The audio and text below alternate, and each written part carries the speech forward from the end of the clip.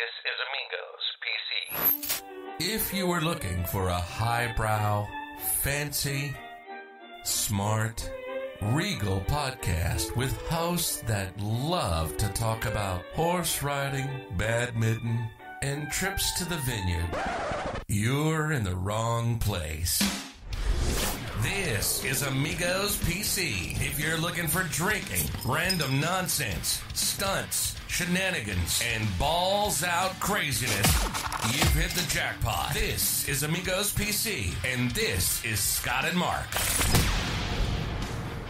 Amigos PC. Well, I mean, you want to go get a water, and then, yeah, I can edit this. Live on YouTube, guys. Nice. This is how we work, yeah. Let it go. No, just roll the punches. We are going to be here live. This is weird to me not having What? headphones. Oh, I it is? should have just brought headphones to Just to wear, wear 'em? and then I would feel more. Today's episode is brought to you by The Gallery. Whoa. Based out of New York, The Gallery is a curated collection of photographs from around the world. Whoa. Yes, exactly. Whoa. While we are all unable to travel, this is a great way to bring a piece of the world to you. All prints are made from 100% recycled aluminum, giving your wall that gallery finish. Right now, the gallery is offering our listeners, you, the Amigo Army, 15% off their purchase by using code 15OFF. Nice. 15 off. 15%? Yeah, 15% off the purchase of something from the gallery. Wow. Go to thegallery.com. TheGallery.com. So your wall will never be boring again. More comfortable. It's weird not having headphones because I don't know if it sounds. We'll have to figure out the headphone thing. when we don't have our box. You know what I'm talking about? Yeah, there's what something, you need? or get a box. I walked in on box. What did I miss? We're talking about hot boxes. All right. box. I'm married. I haven't seen that in a while. Our special guest, Jim Perry, here. Hey. Cop Comic. Also recently just opened up at JP's Comedy Club here on the east side of the valley, which I am super excited about. Me too, because we both live on the east side of Phoenix or Arizona. Nice. Yeah. So we love being close to a comedy club. Very cool. Can you give us a little background of who you are, how you got in comedy, how you came to start the club? I just met you in the parking lot. I didn't know your name. So I'm originally from Chicago and grew up there. We moved out here in Arizona about, 14 years ago. 2004. Jesus, it's been even longer. Moved out here. It's longer than that. 18 years ago. Wow. I can't do math. I went to Chicago Public School. 16. I have the goodest of educations. You do. You sure do. So I think you nailed it. yeah, so from Chicago, I was in the Navy. From the Navy, got married when I was 20 years old. We got 2 kids. Joined the police department. Did that about 10 years. Got hurt. Moved out here. I own a security company. Started doing comedy for fun, and I was like, fuck it, let's open a comedy club and tell dick jokes in Gilbert and see what happens. The LDS community loves me. They do love you. Yes. Yeah, that's... LDS stands for Little Dick Syndrome, so I tell dick jokes. No, but I'm happy you're here, man, and we're going to see what this turns into, and I honestly opened this up to have more stage time selfishly and also give back to the comics in Phoenix. There you go. How are the open mics starting? It's been really good. We did what we call a soft opening because I wanted to learn how to do the credit card machine. Right. Again, Chicago Public Schools. I needed to start slow. First, you got to plug it in. And we had a lot. You got to plug it in? Yeah. That's the problem. Yep. So now we're a cash business. No, I'm just kidding. But no, we had like 4 or 5 open mics in the beginning, and they all sold out. So all the comics have been really, really good. I mean, there's a few that hate on everything, but the majority of everybody's been coming through, and we do a comedy school here on Monday, Tuesday, Wednesday. Shows Thursday, Friday, Saturday, and Sunday. Private events are on Sunday, though, and then Thursdays are open mics in the evening. But for being 3 weeks in, I'm far from an expert, but I can tell you that it's been a cool start. It's been nice. Good. It's been supportive. The community's been coming in. I know. Awesome. No complaints yet. From what I've seen online, it's people can't say more positive things about it's been really good. what's coming out of here. So With our podcast, we do have local comics on every now and then. Yeah. Talk about their journey or what makes them or what brought them to comedy. Your whole spiel is used to be a cop. Spiel? Yeah, I guess Yes. not spiel or Actually, your gimmick. That's what it is. Actually, I was just a mall cop. Very It's all fake. It's all bullshit. Paul Blart's here, guys. No, I don't know. I think with comedy, you have to have a persona that makes you maybe stick out a little bit differently than other comics. Mm-hmm. And, I'm also a dad and a father, which is the same thing, a husband. And, I was a cop. And people, I don't know, I know right now is a weird time for the police, but we're in Arizona. The majority of people like the police. Yeah. I wasn't a bad cop, so I'm not going to hate on my fellow officers that I worked with because I didn't see the stuff that you see in the news. And people just love cop stories. And I make fun of it, too. I make fun of myself. I make fun of some aspects of police work, and I think people enjoy that. They kind of see it from, an inside look of something that maybe they don't always see. Yeah. And as long as I'm not up there being the dick cop and the authoritative cop, I think people like that. So it's been cool. It's been very supportive. We do a lot of shows for charity and raise a lot of money for charity, and I think if somebody gets to know me or gets to know the club, they know our heart's in the right place. And as long as I don't get prejudged based on the horrible news that we've been hearing, I think it's all been positive. So it's all been good. As far as my journey, it was totally out of boredom. I mean, I wish I had a better answer for You just that. woke up one day and you're like, I'm going to tell cop jokes. It really wasn't far from that. It really wasn't. Like I said, I own a security company, and the company's doing well. It kind of runs itself. Okay. And I got to the point where and I'm not exaggerating, I was watching like 10, 12 hours a day of Netflix. And I told you I'm married, so that wasn't working out. She was like, no, this is not going to happen. So I was like, I always wanted to try stand-up comedy. I signed up for a class. And then after I signed up for the class, I kind of got the bug, and then I just haven't turned back. And then I was like, well, I'm signing up for all these schools. I'm traveling all over, chasing 5, 10, 15-minute spots. Mm-hmm. I told her, I think we'll save money if we just open a place where we live. So here we are. That's awesome. We'll find out if that works out or not. That's cool. Especially, again, I'm happy that it's on this side of town and close to us, so that's really cool. But I failed math class, so maybe it won't work out. I don't know. But just carry the we got 30 days left, and we'll see what happens. I don't know. Your spot is pretty intimate in itself. Man. Yeah. What made you go like that? Like you get some of these clubs where it's like a big seating, cram everything in. You seem like you've left space. Yeah. For those that have not been here yet, please come so you can see exactly what I'm talking about. But what made you, do your layout and things like think of how you wanted to do it? Well, did you not notice there's a Goodwill next door? I mean, that sold itself. I was shopping before I came over. I know. Come on. I mean, you look like you shopped at the Goodwill. The shirts came from they did. They did from Goodwill. There's a Chinese food place on the other side, and there's a pizza place on the corner. I mean, how can you go wrong? That's how I like that. Yeah, exactly. No, I mean, in all seriousness, our space holds 105 people comfortably. Because of the COVID restrictions. We're up to 50 for shows. Okay. But the reason I like the space is, and what's funny is I've been doing this, I'm far from an expert, I've been doing this 2-3 weeks, right? Mm-hmm. But I've owned businesses in the past, and as long as the numbers make sense, to me, business makes sense. Mm-hmm. So I know what those numbers need to be, and as long as we can fit that, and it seems like we can, then we can pay the rent. Because I didn't do this as... I know a lot of people think that I'm a business owner, and I'm doing this to feed my family. This is totally a passion. Yeah. I want to pay the rent and give back and perform too, and give back to the Phoenix Comics, and then I still have a real job. So I doubt dick jokes are going to make me rich. I don't think. Well, some comics have gotten rich off them, so we'll see. You're not wrong. That's true. But I mean, I think it's a good thing, and I think if I'm really just trying to pay the rent, that puts me gives me an edge. And I think the big question that's come up a lot is like, well, why did you open a comedy club? Not only open a comedy club, but doing it in the middle of a pandemic. Yeah.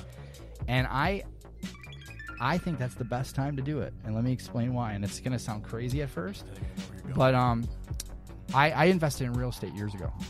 And when did I invest in real estate? I did it in 2008. Nice. My thing is, what I've noticed and what my beliefs are is that when people are panicked and things are crazy, you do the opposite of what other people are doing. So when 2008 happened, everything was going to shit. We bought like 6 houses. Wow. And financially, it kind of set us up. Yeah. And then now with this, everything's going crazy. Everything's going nuts. I'm like, guess what? Now there's a ton of incentives for renting spaces, getting good rent. And I'm like, let's do it. So I looked at it as an opportunity, not as a reason not to do it. I don't know if that makes sense, but what's the old saying? Buy low, sell high. Yeah. But it sounds like very easy advice. It sounds like something we should do, but most people don't do that Because they're scared of the risk of it. Right. You know what I mean? But it's paying off. So obviously for you. that was the reason I did it. So Nice. That's awesome. Yeah, like I mean, walking this place is amazing. And the whole theme of it all, and the idea, what you're doing, and once you're at a full capacity, I'm sure you'll do. Awesome. I might be able to afford, a Chinese plate next door. Yeah, it's funny because and a T-shirt from Goodwill. When I came in, I was locked. I was locked, right? And I kept walking by them, and they keep looking. I'm like, do I go in through the Chinese place to get in here? And I'm like, I'm like, I didn't know what to do, and I kept texting him and calling him, and they just go, go around the back. I'm like, oh, okay, nice. That makes sense. Nothing but the best. I know. Yeah. So, I know you said you basically woke up or it wasn't too far from waking up and starting to write jokes. What was your first experience with the comedy scene and things like that? Well, again, I just signed up for a class. I always enjoyed comedy. I mean, I grew up watching comedy. My parents would take me to comedy shows, and I remember seeing Gallagher when I was a kid, and I know that he's not considered to a lot of comics oh wow, that's amazing, but to a kid it was pretty cool. We went and saw, my parents would go see Carrot Top and all that stuff, and then as I got older I started to buy tickets to see Chappelle and better comics, Seinfeld, Gaffigan, and I just enjoyed it so much. And I also come from a history with my employment, public speaking a lot, and the police department. When I worked on the police department, I was the public relations officer. I did the DARE program at the schools. We all know how effective that program was. That helped. Yeah, thanks. He was one of my students. Look what happened to him. I know. Exactly. No, but my point is, very comfortable talking in front of groups. We're real active in our church. I help with all the kid programs, and I was a youth pastor for a short time. So my point is, changing the environment or changing the material from whatever is teaching a lesson or talking about something on the police department to jokes and writing. It wasn't a hard transition or uncomfortable for me to be on stage, so I really wanted to focus on writing. And I don't know, I think it is addictive. I think I like it. I just really, really like it. So That's awesome. Did you went to a class here in the Valley then? I've taken, I think, all the classes that are offered here that I know of. So my first, wow, that's a go-getter. So my first class I took was at Scottsdale Comedy Spot. The teacher was Sean Dillingham, and I took classes with him for a year. And then I went to Stir Crazy, and I took classes with Deanne Kincaid. I went to Improv Mania, took classes with Ryan. And then Tony Visick, who's now a business partner of mine, I took classes for all over a year as well. So I kind of really hung out in that circle, and that circle has their own networks, right? And then I also would go to all the open mics, which is a different circle, and then just started doing the bar shows and stuff like that. And then I started producing my own shows for charity. And I was like, I want to do this on a different level. I want it to be more my thing and have more control, to be honest with you, and do it in a way that I want to do it. And, I've been in a lot of shows where the producer's motivations aren't the purest, and mine really are. I mean, I still ask, guest spots to bring people to the show, and, you still get comics that get, mad about that. I'm like, well, I do still have rent to pay. Yeah. And then if you kill that guest spot, then we can put you in a paid spot. Yeah. But I think it's important for a newer comic, and I still consider myself very new, is to be in different types of circles. If it's the comedy school circle, if it's the open mic circle, if it's whatever circle, networking is important. And if you do that, then that'll open up more opportunity for you, I think. Okay. And I've just learned that with life experience, I'm sure with whatever jobs you guys do, it's, you learn networking is super important.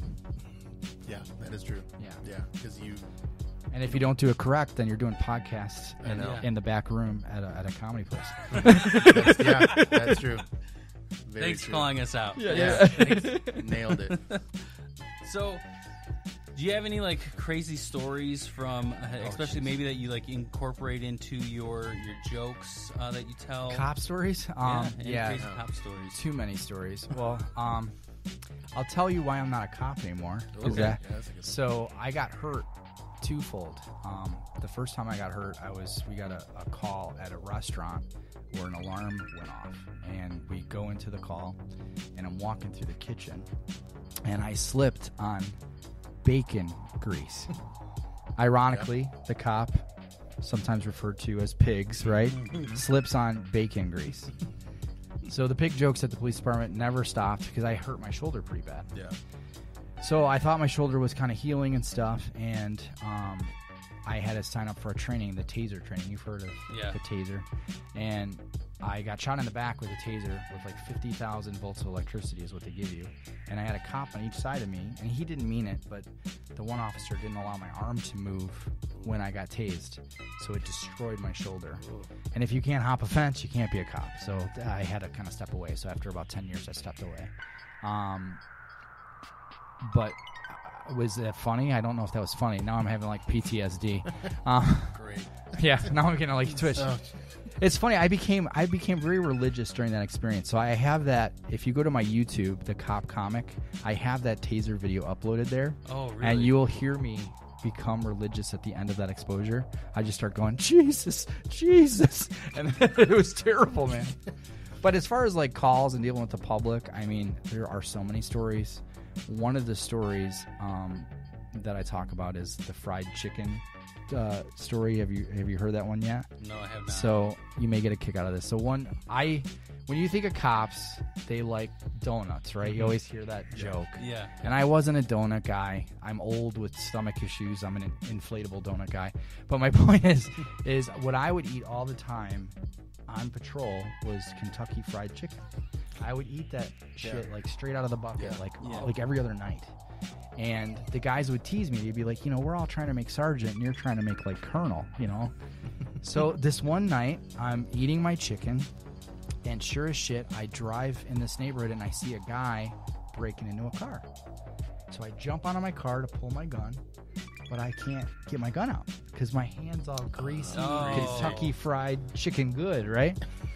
But the truth is, I looked down, and the reality was, as I forgot my gun. I didn't have my gun. I had left it in the locker room that night. Oh, no. So I'm like, fuck, like, what am I going to do? It's 2 o'clock in the morning. I don't think this guy will realize it. True story. Best fucking story ever. I pointed a drumstick at the guy. And I'm like, you won't know. And he didn't know. It worked. We cuffed him, stuffed him, bring him back to the station. Well, at the time, we had those stupid dash cam recorders. No. Yeah. So I thought, like, I got away with it. I'm telling my buddy. He takes the dash cam video, shows it to everybody in the office. And my point is, that's my legacy to my kids and my police department, is pointing fried chicken at a wire. Drumstick. Yeah, so you wonder why I'm now telling dick jokes. Because that's what happens. So that's probably the craziest story I had. And then you want another one? You want another story? Yeah. Whatever you want to give. Yeah. I can. Another story that I thought was good was I really did get a call one time of an orgy in progress, and I'm like, there? yeah, that's how me and Mark met. Nice. Yes. But I was like 22 years old at the time, and it comes off on a loud noise complaint is what it says, and I look at the details and it says orgy in progress. 22, I'm like fucking excited. Yeah, I'm like, cool. yeah, Yeah. this is awesome. I'm thinking like young girls like pulling their hair, tickle fights. Pillows. Yeah, the whole thing, yeah. right? We pull in the subdivision. You know where this is only going. Sun City. Yeah. It's Sunny Slope Retirement Center. Yeah, nice. Yeah. Walkers and all. So, yeah. That's hot. So I'm scarred. I really do have PTSD now. These are Gravity horror stories. gravity had taken effect, and it was just bad. There was medical necklaces everywhere. It was awful. But those are probably Life alerts. Was there life alerts on the life floor? alerts everywhere. My penis actually said, "Help! I've fallen. I can't get up." Yeah. Yeah. Why it sounds like Mickey Mouse, I'm not sure.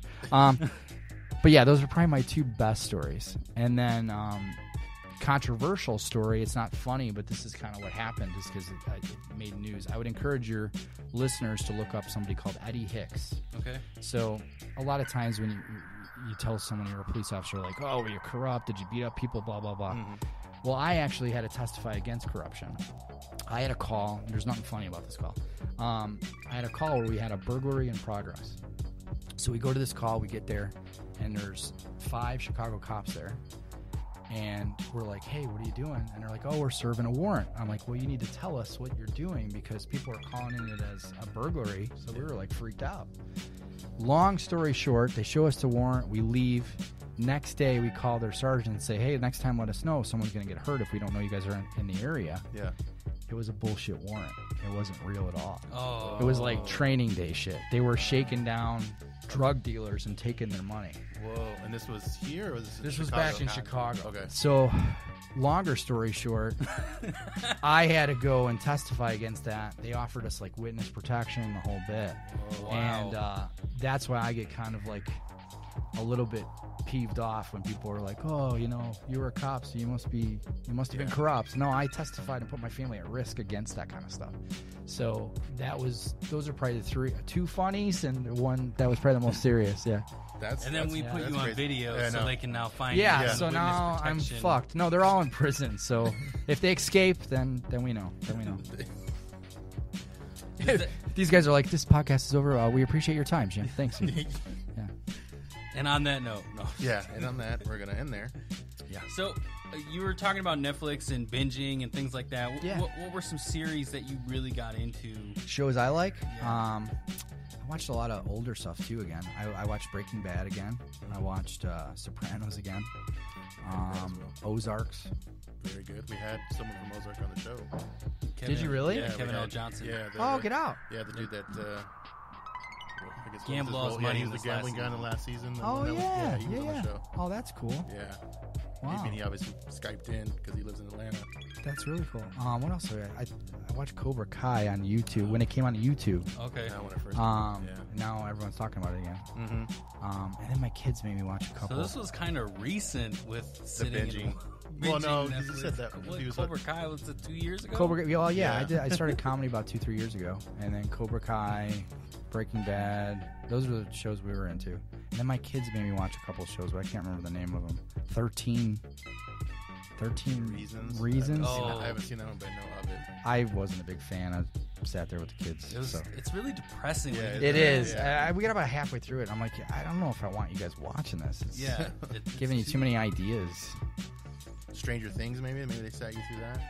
It's a kind Oh, of I did kid. watch that. Yeah, We it's watched kind of- that. We went to Universal and we went to their haunted house that they had that was Stranger Things themed. The kids liked it. Yeah, that's cool. And watched, sitcoms, Seinfeld, and Mike and Molly, silly stuff. Yeah. stuff you can relate to. Mike and Yeah, Molly. I'm Yeah. pretty, I don't know. I'm a pretty typical 45-year-old white guy, man. When you look at me, you're like, yeah, he like defends, puts YouTube comments on like Nickelback and Creed videos. That's me. So Well, if you want to piss off your neighborhood, I mean, you just shout it out, put it on loudspeaker, Nickelback. yeah, there you go. That makes everybody mad. Yeah. I think Nickelback's Alexa, not that play bad. Nickelback. And she just says no. No. No. What's the weather outside? You're not allowed to go outside. Yeah.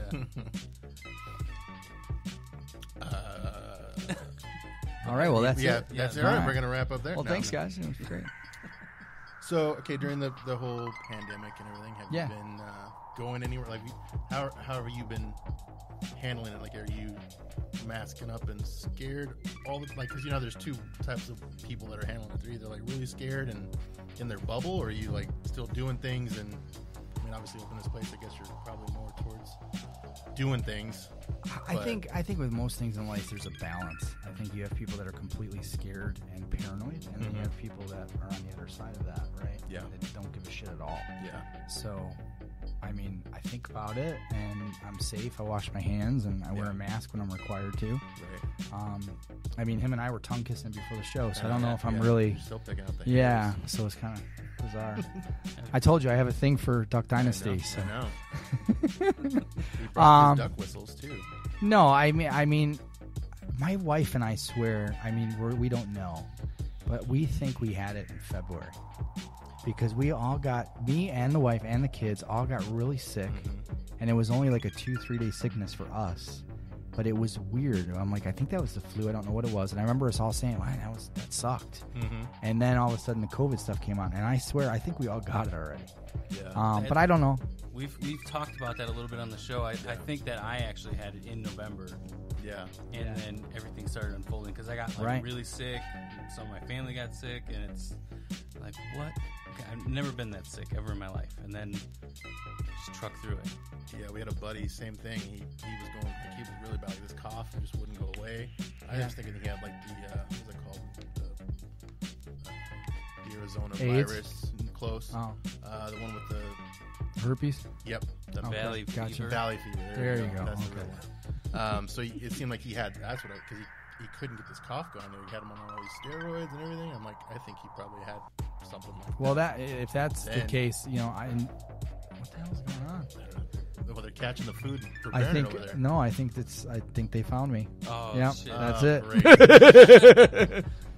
Witness protection We didn't picked work. We picked the best day to come. Yeah. Yes, Yeah. nothing but the professional duck over sound system here. They're cutting up the dogs and the cats. Yep. I don't know. There's your That's a good promo for the Chinese place. She told me I was over there, and I thought this was funny. And you guys can tell me if this was not. Well, she obviously didn't find it funny. She goes, I said, oh, a Chinese restaurant. I go, I'm excited to. Why I started talking like her? I don't know. Did you notice that one? Chinese restaurant. Yeah. She tells me anyways that she's Chinese and Irish. That is funny. And I thought that was How does funny. that even happen? Yeah, and I was like, oh, so I'm like, you're drunk all the time, frying up dogs and cats back here. Oh, She didn't. Yeah, I thought it was she didn't funny. like that. And then she didn't laugh. I'm like, all right, that was too bad. And I'm like, hey, quick joke, quick hack joke. What can I say to lighten this up? And I was like, do you eat your corned beef and cabbage with chopsticks? She's just like, get out, just get out of my store. Wow. And I'm like, I'm a comedian. I'm gonna be next door all the time.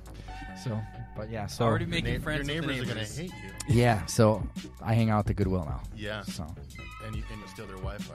yes, and I steal their Wi-Fi. Nice. Awesome. That's one way to do it. Password Walmart. Have you started to see trends like certain days that it's completely packed over there, and then do you go hand out flyers? Every other Saturday. I don't know if I want to cater to the people that shop at the Goodwill. Hey, if I tell them it's Tristan Tristan Bowling? Yeah. Oh yeah, He's a Tristan's Goodwill- awesome. He's a Goodwill aficionado. Oh, is he? Yeah. Nice. That's I where don't- he shops. I don't know. If I told a Goodwill shopper that there's a 2-drink minimum, I have a feeling that there'd be an issue. So, Oh, yeah. Oh, am I stereotyping? I don't know. No. It depends on how much they spend next door. Yeah. And then they Yeah, can coming in- afford the 2 drinks. So you don't do it on the discount days. Yeah, over that's there. Saturdays. They have Oh, Saturdays. okay. They have half off days. Those are the bad days to go. Unless I they don't shouldn't do have that took a anymore. comedy class. I should have took a marketing class with you two. That's what I should have done. Damn it. Yeah, Goodwill 101.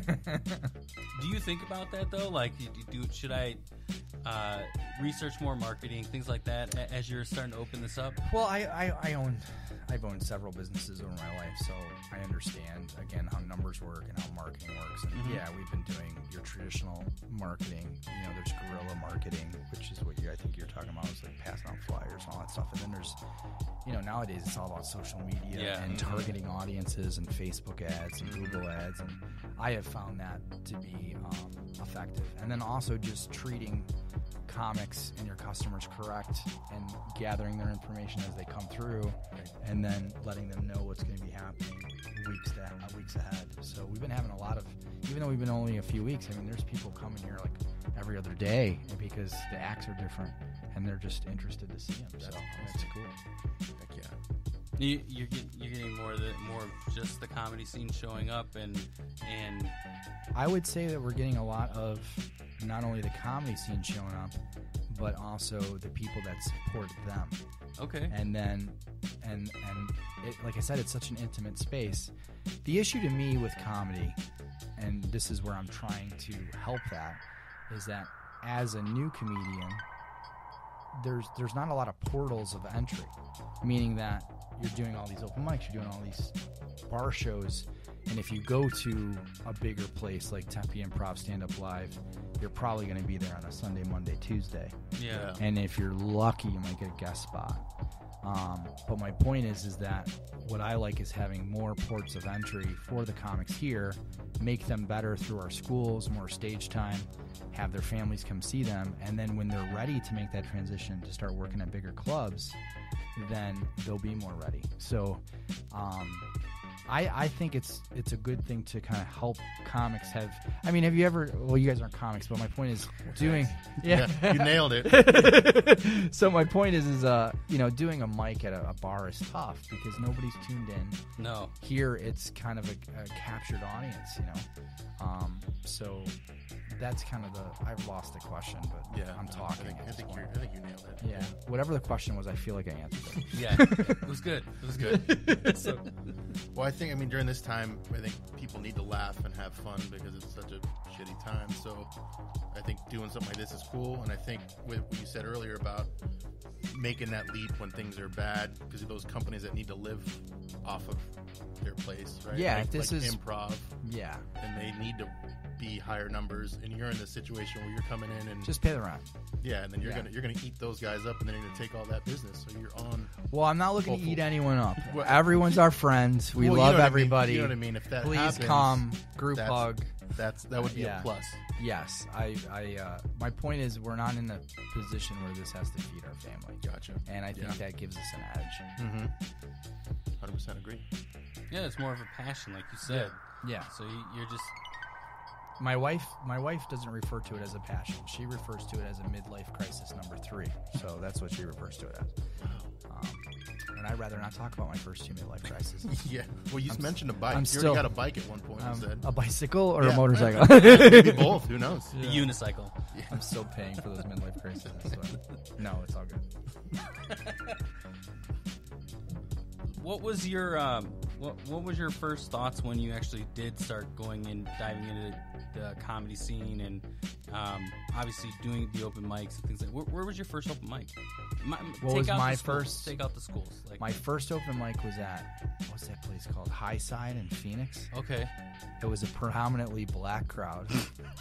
And I'm like, was it a hey, Bobby? Was it a Bobby show? it wasn't a Bobby Johnson show. I've done plenty of those. Yeah. I think it was a Pat Price show.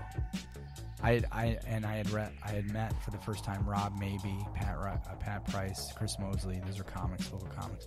But my point was that was my first open mic, my first experience outside of comedy school. Okay. I had been through comedy classes for 2 months, and I'm like, I'm ready to destroy. Yeah, I'm gonna kill it everywhere. Standing ovation here. And I'm going to walk into a place that's 90% black. I'm going to tell them I was a cop, and they're going to love me. And yeah. How well did that go? So I got an ambulance ride home that night. Nice. No, I mean it's part of the part of the process. But that was my first open mic, and to be honest with you, I was actually nervous because I'm older than a lot of the comics, and I'm coming into it almost backwards. Like I've kind of lived life, set us up, and now I'm kind of doing this for fun. And some people get mad at that. They're in their 20s and are really trying to get into the scene. But I'm coming from the other side, so I didn't know how that would be received. And then telling everyone I was a cop. Normal audiences, it goes very well. But telling comics that, I didn't know how it would go. And actually, most were very receptive and nice. It really boiled down to, he's a nice guy. He's treating us with respect. He's not an asshole. So I was pleasantly surprised. It wasn't as bad as I was imagining it could be, which I thought was good. So. Very cool. do you have any? Do you remember when you first bombed and what that was like? Yes. Now he's gonna You're have giving him more PTSD. PTSD. Yeah.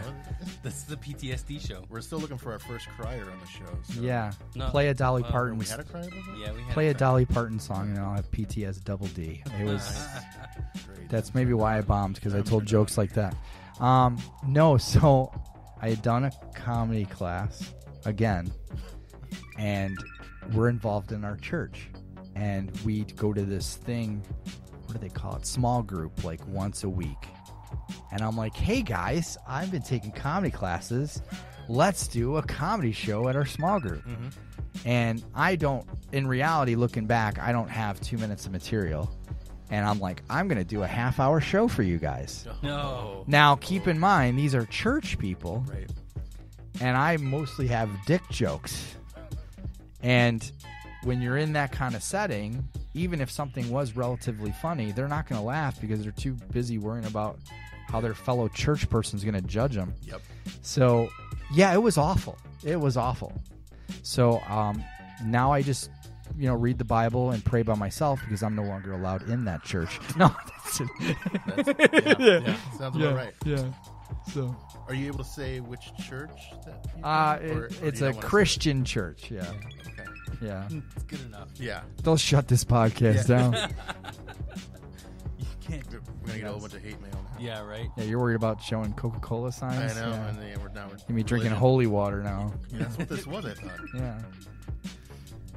That's awesome.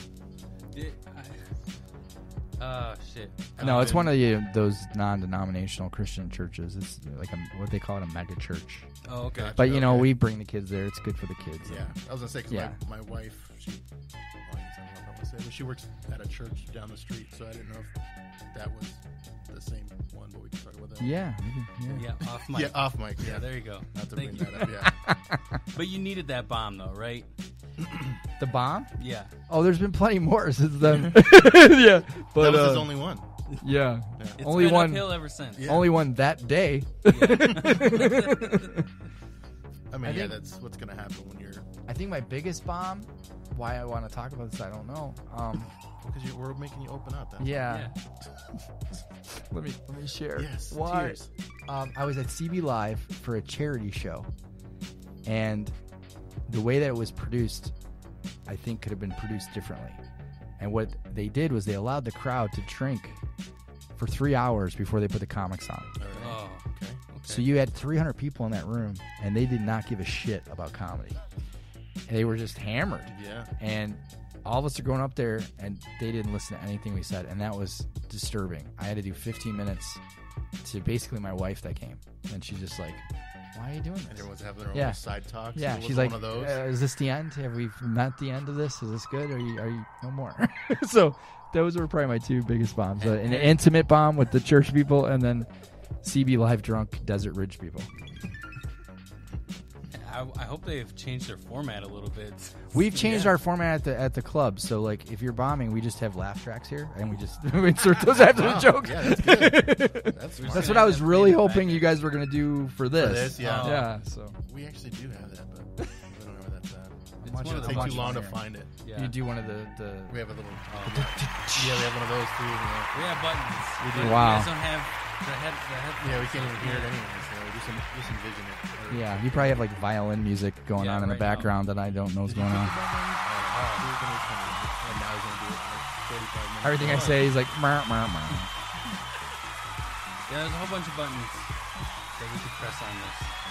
Listen to that. How My wife has a whole lot of buttons that I can press, and I have pressed half of them, if not more. I know how that goes. That's awesome. Pressing white So buttons. she's been supportive then, is what you're No, saying. yeah, I tease. My wife has actually been pretty awesome. Yeah, I mean, we've been married. I need math again. Okay. Can you help me out? Mhm. Chicago schools, goodest. Got married in '96. Quick. So that's 24 years ago. Oh, that was quick. I work with numbers sometimes. I believe you. Sometimes. So yeah, we've been married a while, 2 kids. We've had our seasons of life, ups and downs, and overall it's all good, and she's been very supportive. Nice. Yeah. It's really cool. Well, I mean, you're a multiple business owner, so I Yeah, mean, so Yeah. You're She moved in with her mom. I live here now. I mean, it's been great. Yeah. I call her sometimes. She Yeah. answers. Yeah. My wife likes to have sex. I'm just going to announce Okay, this on your yeah. podcast. My wife likes to have sex 6 to 7 times a day. I mean, that's Wow, not bad, right? That's No, I mean, that's- that's The that's issue- for the- a half day, average. that's pretty Yeah, good. 6-7 times a day. The problem is it's only with me one part of that day. Oh, That's a terrible joke. That is a joke. I am kidding. so you go to Costco for a lot of batteries. Yeah. Or is it? Yeah. Yeah, Okay. we go through a lot of shower massagers. Oh. We've gone through a lot of those, and that's for me. Oh, nice. So I'm assuming that you have a fluffer, or she has a fluffer. Fluffer. Yeah. Yeah. No? I'm assuming that's some kind of terminology that I'm not hip to. I saw a porn once. Well, you're at that orgy. And- Wasn't there one there? yeah. Probably. You saw a porn? Was that? Did you watch E.T. the Extra Testicle? That's a fucking great movie. Wow. No, I haven't, gotta but check I'm that actually out. write that down You now. should write that. E.T. the Extra Testicle and Shaving Private Ryan. Best porns out there. Wow. We gotta look those up. We love doing movie research. So that's, Yeah. you know, I watch thought you were in Forrest Hump. No, is that on you? he was the background. That's all I Yeah, got. I was He was the, he was holding a boom mic. That's what he was. Did you ever see the porn names of these movies? I just find them funny. I just think that's no, funny. all the parody ones, they're Yeah. hilarious. Like there's Pirates of the. Edward Sausage Hands. Have you Yes. seen that one? I have not seen I haven't that seen it, but I Is it know big? that name. This is a sausage fest. We should That watch is true. Edward Sausage Hands together. one. Very true.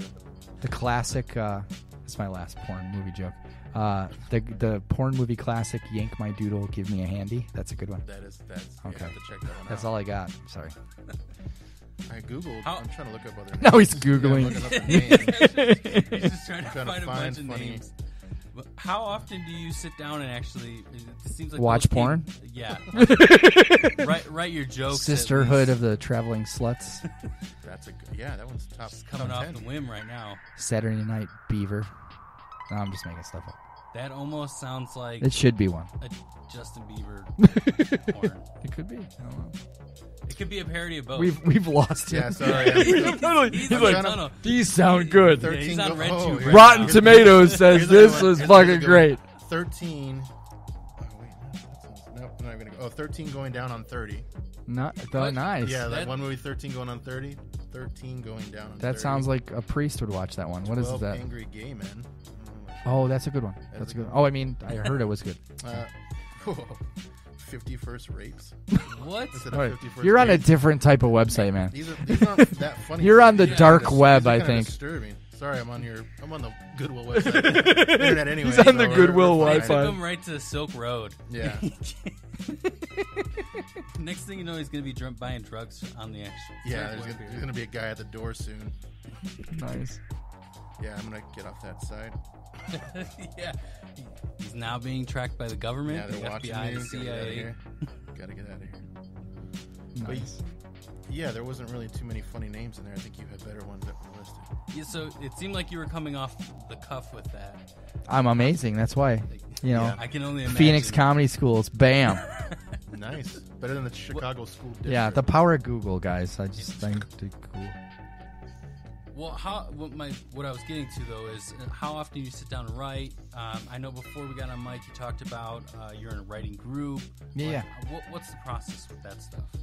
I like to write. I mean, for me, writing jokes and stuff is if I'm just in a normal conversation and somebody laughs at something, it's like, what made that person laugh? And just jot a note down. Yeah. I wrote a screenplay with Deanne Kincaid over at Stir Crazy. I've been liking to write since I was a kid. Okay. But with humor, it's just, to me, just paying attention and how if you can make a joke that sounds believable and then it's also tied to a real personal experience, I think that makes it easier. You know. Okay. I do notice that when I first started comedy, my jokes were really dirty. I think it's easier to write dirty, and then it gets harder to write clever. But I think it with time, I think that gets easier. So I don't know if did I answer your question. Yeah, that was good. All right. Thank God. Is it harder to write clean? It I know you said clever, but clean versus. Yeah, I mean, there's different. If you want to be hired as a comedian, there's At the churches. Yeah, I mean, Yeah. I do a lot of church shows. There's PG. I hope they don't see this podcast. There's PG, in my opinion, PG-13, rated R, and then there's just crude. I find I have more fun in the PG-13 range. Yeah. How well is that received? PG-13? Yeah. I kill every night. Yeah. Yeah. Except for those times that you bombed. Oh, did I admit was that? Early on. That was early on. So now we need to make a new category then that has to associate itself with porn. So we can continue doing porn parodies. Yeah. Yes, I will On never stage. get a church gig again after this podcast. No, I think it's important to be diverse and then know your crowd and then kind of, change with the crowd when needed. And I think that comes with time. So when you're on stage and you're getting to know your crowd, is that you're trying to spin one joke and it's not hitting, so you try to go a different way? Or Yeah, how does that work? So yeah, you try to figure out what the crowd is. If there's not restrictions on the crowd, you still gotta kind of know what the crowd is and what kind of demographic, what do they believe in, what do they like, and you can throw out like a PG joke, and if it does really well, then kind of stay in that category. Yeah. Throw out a rated R joke or a dirty joke, and all of a sudden that hits, but they didn't really hit on the PG joke, then you can go more dirty. I've also noticed that it's easier to start cleaner, and then if you're going to do dirty stuff, do it at the end. If you start out dirty, I think it's tough to get them on your side. I'm not a big fan of political humor or religious humor on stage because you're immediately splitting the room and why bother. And I'm not overly crude. Even when I tell dirty jokes, I think my persona comes through, and they still don't believe me when I am dirty. They're just like, he's trying to be dirty. He's trying. Yeah. So I don't know. Yeah, you gotta kind of go with it. I mean, I kill with people that are over 60 and white. So that's my crowd. That's your demographic. Yeah, that's my demographic. Church crowd. My mom and dad love me. So when you open another location, do Sun City. Yeah, there you go. No, the Yeah. next orgy goes to the retirement facility. Yeah. He's gonna start telling jokes. I'll bring my medical necklace and we'll have a good old time. Yes. Have a good one. Awesome, I'm sure. Are you into conspiracies at all? Depends on the conspiracy. Okay. Nothing against the police or anything like that, but Fuck the police. Yeah. You said it. Yeah, we didn't say it. No, Straight out of Compton. Yep. So recently we just had an episode where we talked about how we might be in a simulation, and then you brought up Netflix too. There's a new TV series out on Amazon Prime called Utopia. Okay. Have you seen or heard anything about it? I have not. So it's got John Cusack in it. I like him. He's from Chicago, I think. It seems like a conspiracy about right now. And About COVID? yeah, Oh, yeah, I think there's some stuff going on right now. I'm really curious what the conversation of COVID will be after this election. Yeah, I totally agree. do you think just I'll give you a big conspiracy. Oh, there you I'll go. drop it Yes. No, right now. Nice. Thank you. This will make this video blow up. So, not to be a downer, but my mom just passed away about a month ago. Okay. And she had, Yeah, great. Yes. Thanks, man. Cheers. No, she passed away about a month ago. It was expected. She had cancer for like 4 years. Mm-hmm. And when she passed away, her lungs filled up and she took her last breath. My point was the death certificate said she died of COVID. Oh, come on. And we got pissed and we were like, what's this? She didn't have COVID. No one tested her for COVID. Why are you saying that? Well, her lungs filled up and it had to be COVID. I'm like, no, it wasn't. She had cancer for 4 years. She was in hospice. That personal story that happened to us makes me suspicious of this whole damn thing. Now that doesn't mean that I think COVID doesn't exist. Again, I think there's a left and a right to this. I think there's a black and a white to this. I'm more in the middle. I think we need to be safe. I think we need to wash our hands. I think we don't need to be French kissing each other, for a second time. Wear a condom this time. But my point is that those kind of things make me suspicious. I also have a friend, without saying too much. How can I say this without saying it? He works at a very popular hospital in the Valley, and he works in the ventilation unit. And if you would have watched the news, our hospitals supposedly were packed to the gills. Everyone's Running dying. around, close everything down. And he's like, we have one patient. So those are the kind of things that it's like, I do believe it exists. I do believe we need to be careful. But is it at the extreme that they're telling us? I don't know. Yeah. And it makes me suspicious. That's what's I don't sad. believe the media. Yeah. I was saying earlier, when I was on the police department, I used to be the public relation officer. Yes, so yeah. I used to talk to the news media about certain cases. And I was always amazed. I'd give an hour interview like this, and then they'd edit it down 10 seconds, and it had nothing to do with what we talked about, and twisted it. Well, That Just like alone. we're gonna do.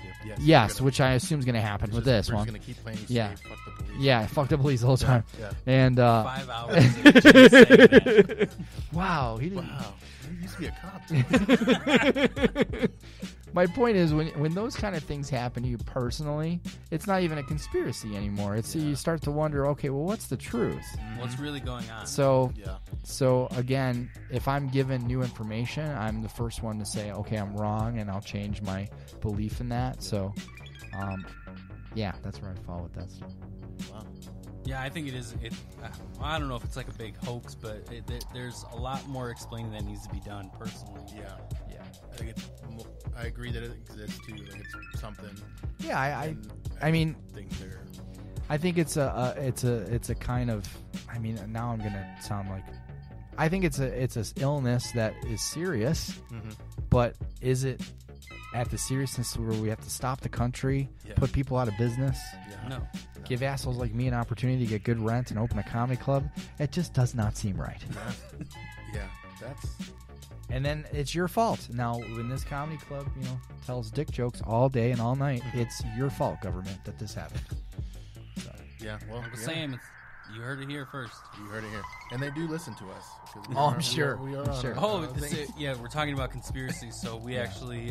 Why does your microphone sound like Cheetos and regret? I'm just curious. That one's that's Mark's. Oh, is that Mark's? Normally Is yours. it? Mine smells like cookies. Cookies? This one's Cheetos and regret. I don't smell anything. Oh damn! I have COVID.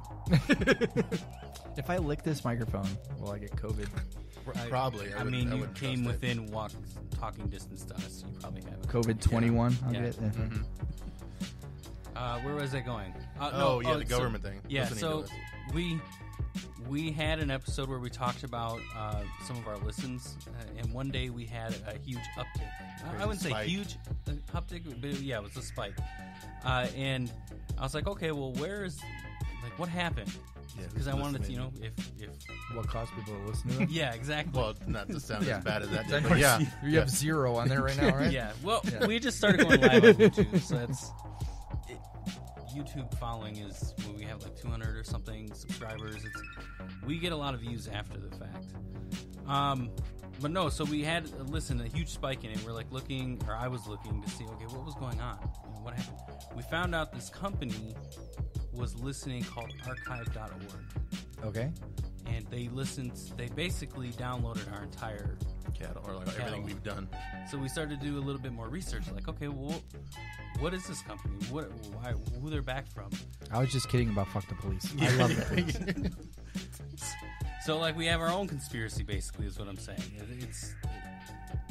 We went into more depth. Yeah, we looked and it was like it's basically based out of like Langley and like out Virginia, right by Washington, D.C. Washington, D.C. The Clintons are catalog involved. everything. Yeah, like I didn't do much research on their podcast. I don't know what kind of what show we I'm talk on about, right now. Yeah.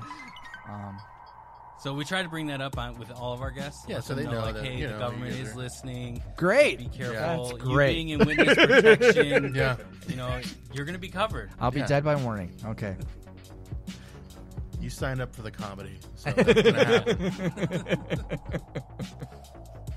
Well, as we start to wind it down, can you give a word of advice for someone who's trying to start comedy? Well, I consider myself very new. I am no expert in comedy. I mean, I've been doing comedy 2-3 years. Mm-hmm. But my advice, which I'm sure someone would disagree with, is if you're trying to get into comedy, I think taking a class and understanding how to structure a joke is important. I think going out and embracing bombing at mics is important. It's part of the deal. Yeah. You have to, and those kind of moments make you better. It really do. And you have to embrace that uncomfortableness and then just believe in yourself. I do think that it's not normal for someone to want to go on stage and get laughs from strangers. I'm the first one to admit there's some kind of brokenness in me that I need to understand. Daddy didn't hug me enough or something. But my point is, if someone wants to do comedy and they really believe in what they're doing and they find it an artistic freedom within themselves to release, do it and see what happens with it. If you're doing it to get famous, do something else. If you're doing it to make money, do something else. If you're doing it for artistic reasons, I think it's something worth embracing. I mean, that would be my 2 cents. Very cool. Do you have a favorite local here? A favorite local comic? Mm-hmm.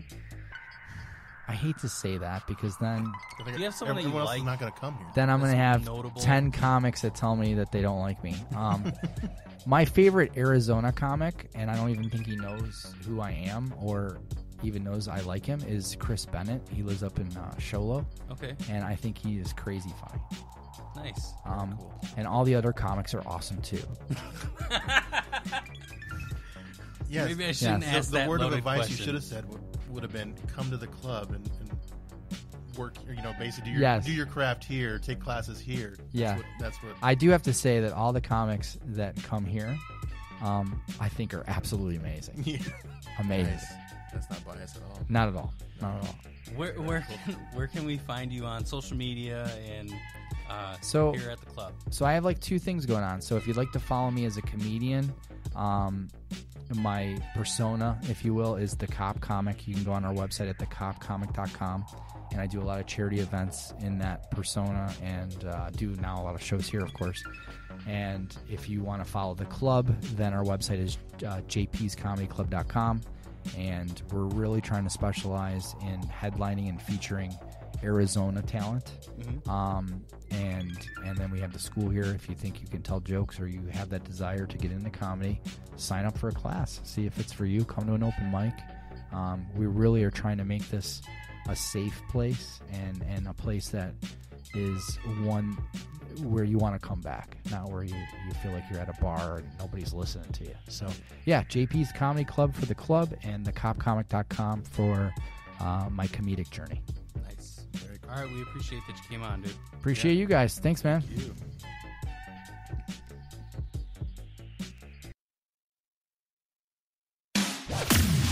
This has been the Amigos PC. Make sure to like, subscribe, and review us on all your podcasting platforms. Visit us at AmigosPC.net for our entire library of content and Amigos merch. Till next time, adios.